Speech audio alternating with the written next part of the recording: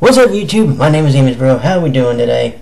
Today we are doing a game review, and we are going to be talking about the game Tsukiuta 12 Memories, brought to us by Bandai Namco, and this also uses technology called Live2D. For those of us who are aware what Live2D is a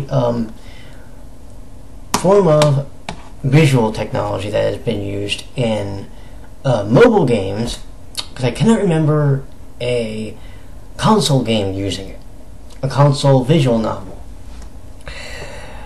These generally will make the characters look a little bit brighter because they're more, I want to say, computer generated than they are hand drawn. Which sometimes, I know what you're going to say, well, Josh, they're, even on a computer, they're, hand drawn to a degree. True, but these are drawn in a different manner, if that makes sense. This type of technology also allows for the characters to emote better, it feels like. Which is interesting because sometimes, like, you can tell the character's angry, but you don't actually see them, like, physically move in some ways.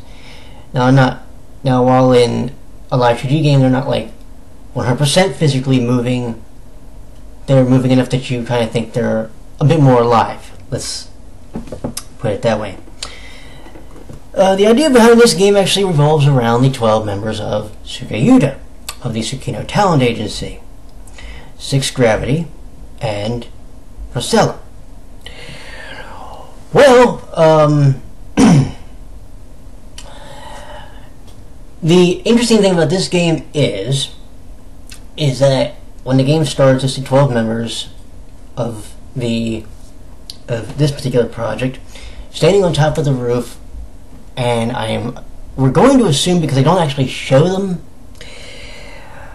but we're going to assume that they're looking at pictures from different memories that they've had over the course of their time together.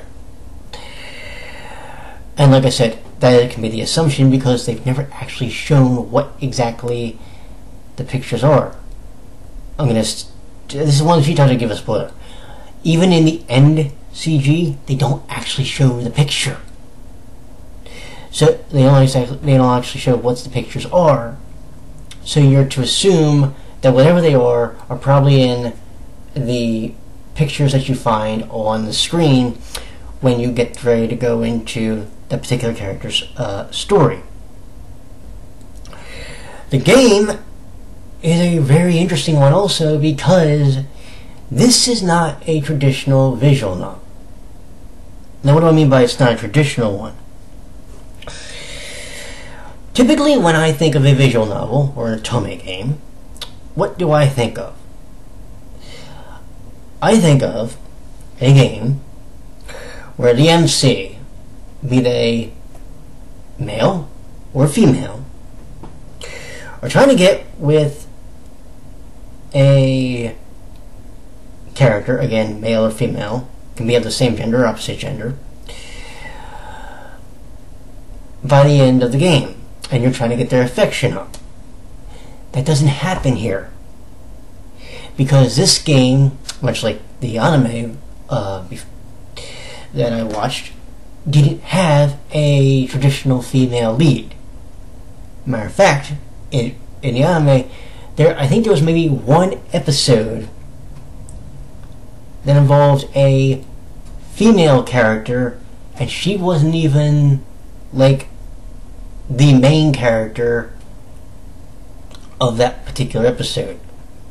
She may have been the start of the story, but she wasn't in that episode even like the bulk of it, if that makes any sense to you.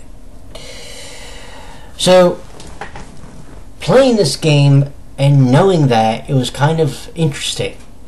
It's also why, in many respects, the story actually moves a lot quicker through each one of the chapters, because you're not having to figure out what choice to make and how it's going to affect the ending of that particular route, which would have been interesting because there would have been 12 of them. It's also interesting, though, because they don't use a traditional chapter flow and story progression. Here's what I mean. So, first off, when we think of a visual novel, usually, the game goes like this. It may have a prologue, and then it goes 1, 2, 3, 4, 5, and however many chapters it's going to be. This game doesn't do that. There's the prologue, and first off, the chapters go 12, 11, 10, 9, 8, all the way down to 1. But the character that you're going to be using for that part of the story, well, that's different also. Because that's not necessarily going to go in the order of 12, 11, 10, 9. Because actually, if you look at the character screen, or the screen where the different portraits will pop up, it actually goes from 12 but back to 11. It literally runs 12, 1, 2, 3, 4, 5, 6, 7, 8, 9, 10, 11. With 11 being down here. And they also are color-coded according to the character in which that chapter is about. So if it's November, which is Shun, that means it will be silver/gray. If it is purple, it would be Hajime. If it is green, like lime green, that would be Haru. And for anybody who wonders, Hajime represents January, Haru represents March, and November, and this one's interesting, the North American Thanksgiving is the birthday of the Demon King, Shun Shimosuke. Well, I say it's not always 11/24 in this country. It sometimes is, another day, but 11/24 is a day one of the days I actually associate with the most for whatever reason. So 11/24. Now, I'm going to give you the general way that it starts. They'll give you the chapter number, so it'll be 12, 11, 10, 9, 8, 7, 6, 5, 4, 3, 2, or 1. But then it'll put you on a screen where you have to then find items and give them to one of the characters. Now it could be one item, or it could be 3 items. You have to get these items and you have to give them to them, and then you can start their story after you see a bit of some brief dialogue. The dialogue scenes in this game actually aren't really that heavy. Like, if you've played most visual novels, you know that traditionally speaking, there's at least 3 to 4 lines of dialogue in a dialogue box. In this game, they actually shortened it to about 2. Now, when I say 2 lines, what I generally mean is the box looks like this. Okay, they somehow managed to fit 2 lines, one that goes on top and then one goes below it. And it's really interesting how they do that, because I think they wanted you to focus more on the adventure aspect than they did the actual story aspect to a degree. Like, the story part's cool because you actually get to see, like, especially when you see the way some of the CGs are done. And if you remember how in the anime one particular thing happened to Shun, well, yeah, they revisit that same experience in this game. I don't know why it's an episode, but whatever. It is a very interesting thing too, because whenever a certain dilemma happens in the game will switch from the novel part of the game to the next adventure part of the game, and that usually involves finding items that you need to overcome the adversity that occurred in that part of the game. be it Kuroda taking a picture, or of course Shun's dilemma. There's a variety of different situations that can occur, and sometimes they're not really dilemmas, they're just things you have to do in order to be able to progress to the next part of the story.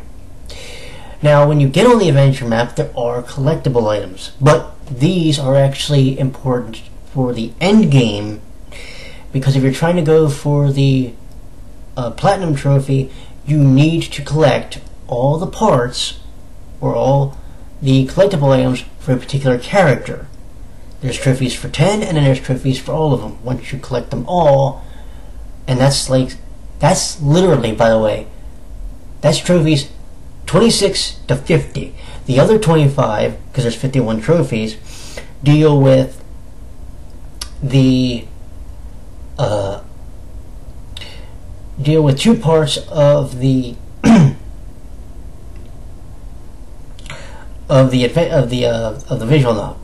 The first part actually deals with getting the item for the character.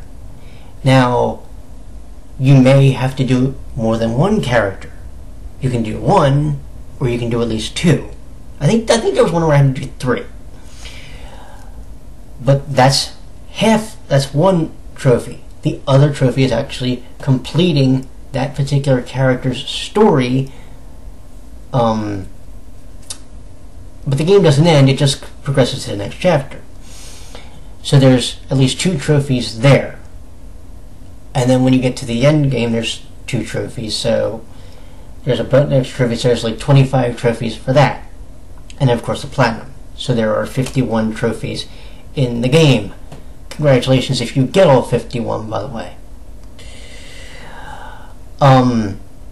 It's not like it's a hard game, but if you're using a guide, be sure that sometimes you know exactly where that person's telling you to go. Because I was reading the guide sometimes, and it was telling me to get an item or a coin from somewhere, and I found out that the coin was actually somewhere different than what the guide told me.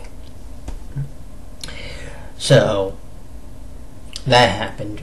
And you do, like I said, you do need the coins. The coins, by the way, are worth 5. You get at least 40 for completing one part of the story, main story, and you can get between 60 to 100. By the end of the game, you get 1,000. So there's food for thought. This is a really fun game though, because of that particular aspect in the adventure. And like I said, the story actually doesn't bore you. Because as we all know, I've played, what was it, Nor 9? That game I couldn't get through the first route because I was put to sleep. Legitimately put to sleep by it. So, this game definitely did something different for me, and I was very much looking forward to this game. I forget if I played this game before or after I watched. I think it was before I watched the anime. And I enjoyed the anime, and I did enjoy the game. I especially enjoyed the fact that there was no real female lead. Now, I know what you're thinking, why would I enjoy that when I play at Tome's and they have female leads? I'm not saying it's not a good thing to have a female lead. I don't mind that at all. But sometimes it's good just to have a story that is driven by the relationships of the characters involved in the series. Having an MC is good to bounce off of them, but sometimes it also breeds different rivalries between two characters that you know otherwise would be friends if that problem was, I shouldn't say problem, but if that person wasn't there. And this is the first game that I can remember playing that doesn't have a female MC, so now we get to see how they would react naturally to each other. And it was a lot of fun. It was a lot of fun to see how that worked. And am I saying I could play a visual novel like that all the time? No. Because I think if I did that enough, I would get bored by it. But this one wasn't too bad, and I think that more people need to check it out. If you haven't, if you have, let me know what you thought, because what I'm going to tell you is this game is definitely worth the money. Oh, and by the way, for anybody who's curious, this game is rated all ages by the Computer Entertainment Ratings Organization, CERO.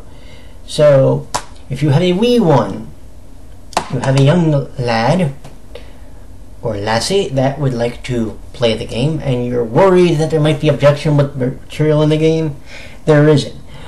There's scenes that may look odd, to put it as nicely as I can, to some people, but nothing happens that would make you go, ah! So, definitely give this game a look, and you may enjoy it. I did. And this is by the way, my 17th platinum. And, according to PSN profiles, my 2000th trophy was in this game. So I have about 2011 now. Hey, 6 more and I have the current year. But actually, soon I'll be 7. But anyway, the next game that will be up for review, and this one has been a long time coming, for the PS Vita anyway, will be Oz Mafia. Oz Mafia Vives, which is a game I have been waiting to play forever. And I know it is out from Manga Gamer on PC, but as we know, I don't do visual novels on PC, usually. However, before we get to this, I must complete at least one other game, and that game will be Life is Strange Season 1, and I will also, by the way, eventually do Before the Storm. So, the next time we get together as far as a game review, it will be Life is Strange Season 1, and that one will probably come after Christmas. And then in the new year. So, until then, my friends, you have a great one. I hope that you have a happy holiday, Merry Christmas. Oh! I almost forgot. You're not done seeing me yet. We are going to be doing something special beginning on the 22nd. So by the time most of you see this, that'll be tomorrow. We are going to do 3 Canadian game shows, which have a very unique place in my heart. We're going to do Pierre Lalonde's Mad Dash, Wayne Cox's Talk About, and Alex Trebek's favorite game show, well, it's definitely one of mine, Pitfall. So, as far as the Otome reviews and the visual novel reviews, those will come beginning again after Christmas. And then we get to this probably beginning in the new year. Until then, my friends, you have a lovely night, and I will see you all on the 22nd of December. Take care, my friends. Bye-bye.